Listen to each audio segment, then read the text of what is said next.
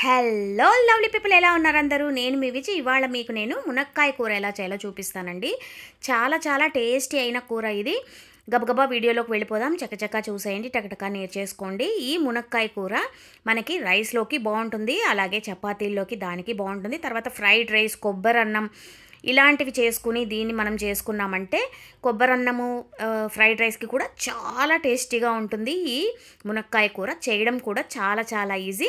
ఎలా చేయాలో నేను ఇవాళైతే మీకు చూపించేస్తాను. గబగబా వీడియోలోకి వెళ్ళిపోదాం.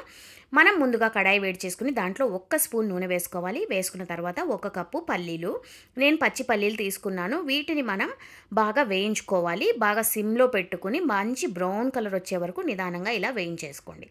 బాగా వేగిన తర్వాత వీటిలో మనం ఏం చేస్తామంటే ఒక 2 చెంచాలు శనగపప్పు వేసుకుంటున్నాం. 2 చెంచాల వరకు శనగపప్పు, ఒక చిన్న కప్పుతో 1 కప్పు పల్లీలు వేసుకున్నాను. ఈ శనగపప్పు కూడా మంచిగా దోరగా మంచి కలర్ మారే వరకు మనం నిదానంగా వీటిని వేయించుకోవాలి. శనగపప్పు వేగేలోపు మనం ఒక పెద్ద ఉల్లిపాయ అయితే తరిగి పెట్టుకోవాలండి. ఆ ఉల్లిపాయ ముక్కలు కూడా దీంట్లో వేసేయండి. ఇప్పుడు 4 నుంచి 5 ఎండుమిరపకాయలు కారానికి తగ్గట్టు వేసుకోండి. వేసుకున్న తర్వాత మనం వేసిన ఉల్లిపాయలు, ఈ ఎండుమిరపకాయలు, శనగపప్పు అన్నీ మంచి రంగు వచ్చి మంచి గుమగుమలాడే వాసన వచ్చే వరకు బాగా వేయించేసుకోండి. వేయించుకున్న తర్వాత దీంట్లో ఒక 1/2 చెంచా మెంతులు వేసుకోండి.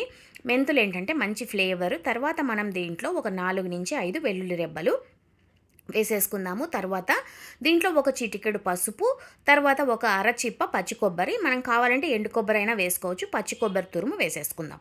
వేసుకున్న తర్వాత పసుపు వేసుకుని దీన్ని ఒకసారి కలిపేసి దీన్ని మనం ఒక ప్లేట్లోకి అయితే తీసేసుకుందాం. తీసుకున్న తర్వాత మనం వేయించి పెట్టుకున్న మసాలా అంతా బాగా చల్లారాక దీన్ని మనం గ్రైండ్ చేసుకోవాలి. సో దీన్ని అయితే మనం ఒక ప్లేట్లోకి తీసుకుని పక్కన పెట్టేసుకుందాం. ఇప్పుడు అదే కడాయిలో మరో పెద్ద చెంచా నూనె వేసుకోండి.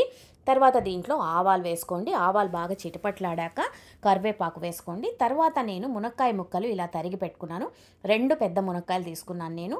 అవి కూడా దీంట్లో వేసేసి, ఒక పెద్ద టమోటా సన్నగా తరిగి అది కూడా దీంట్లో వేసేసి, కొంచెం చిటికెడు పసుపు వేసి బాగా కలిపేసిన తర్వాత దీంట్లో బాగా 1 కప్పు నీళ్లు పోసి మూత పెట్టేసి ఈ మునక్కాయ ముక్కలు మగ్గే వరకు మనం అలా వదిలేద్దాం. ఈ మునక్కాయ ముక్కలు మగ్గడానికి ఎలాగో ఒక 7 నుంచి 10 నిమిషాలు అయితే పడుతుంది. మనం నీళ్లు పోసేసి దీన్ని ఇలా వదిలేద్దాం. ఈ మునక్కాయ ముక్కలు ఉడికేలోగా మనము ముందుగా వేయించి పెట్టుకున్నాం కదా మసాలా, అదైతే మనం రుబ్బేసుకోవాలి. మిక్సీలో వేసి దాన్ని చక్కగా పేస్ట్ చేసుకోవాలి. సో ఇప్పుడు మనం ఆ పేస్ట్ ఎలా చేయాలో చూసేద్దాము. ఇప్పుడు నేను ఇవి వేయించి పెట్టుకునేవి చల్లారిపోయాయి. దీన్ని నేను మిక్సీ జార్లోకి మొత్తం ట్రాన్స్ఫర్ చేసేసుకున్నాను. తీసేసుకున్న తర్వాత దీంట్లో మనం ఒక చిన్న నిమ్మకాయ సైజ్ అంతా చింతపండు నానబెట్టి పెట్టుకున్నాను, అది దీంట్లో వేసేసుకున్నాను. వేసుకున్న తర్వాత దీనికి సరిపడా నీళ్లు పోసుకుని దీన్ని చక్కగా పేస్ట్ అయితే రుబ్బుకోండి. ఇది చాలా మెత్తగా రుబ్బుకోండి. ఇలాగా మంచి కలర్ ఉంది చూడండి, ఇలాగ రుబ్బుకుని పెట్టేసుకోండి. ఇప్పుడు మనకి మునక్కాయ ముక్కలు కూడా చక్కగా మగ్గిపోయాయి, టమోటాలు మగ్గిపోయాయి, మునక్కాయలు సాఫ్ట్గా అయిపోయాయి. ముక్క చితకకుండా మునక్కాయ ముక్కలు ఉడకాలి. ముక్క చితికితే మనకి కూర అంత బాగోదు. ఇప్పుడు కరెక్ట్గా ఉడికాయి అన్నమాట. ఇప్పుడు మనం ముందుగా చేసి పెట్టుకున్న పేస్ట్ అయితే దీంట్లో వేసేద్దాం. పేస్ట్ వేసిన తర్వాత దీనికి సరిపడా నీళ్లు పోసుకోండి. ఒక 1/2 కప్పు నీళ్లు పడతాయి. మిక్సీ మొత్తం కడిగేసి ఆ నీళ్లు దీంట్లో పోసేసుకోండి. పేస్ట్ వేశాక మనం ఆల్రెడీ ఇవన్నీ వేయించుకున్నాము. నీళ్లు పోసుకున్న తర్వాత దీన్నైతే మనం ఒక 5 నిమిషాలు అయితే చక్కగా ఉడకనివ్వాలి. చక్కగా ఉడికాక మనం దీంట్లో పైన కొత్తిమీర అలా దండిగా కొత్తిమీర అలా చల్లేసుకోండి. 5 నిమిషాలు బాగా మగ్గాక దీంట్లో మనకి ఆయిల్ రిలీజ్ అవుతుంది. కూర బాగా ఉడికిపోయాక చక్కగా ఆయిల్ రిలీజ్ అవుతుంది. ఇలాగా అంతవరకు మనం చక్కగా మగ్గనిచ్చి స్టవ్ ఆపేయడమే.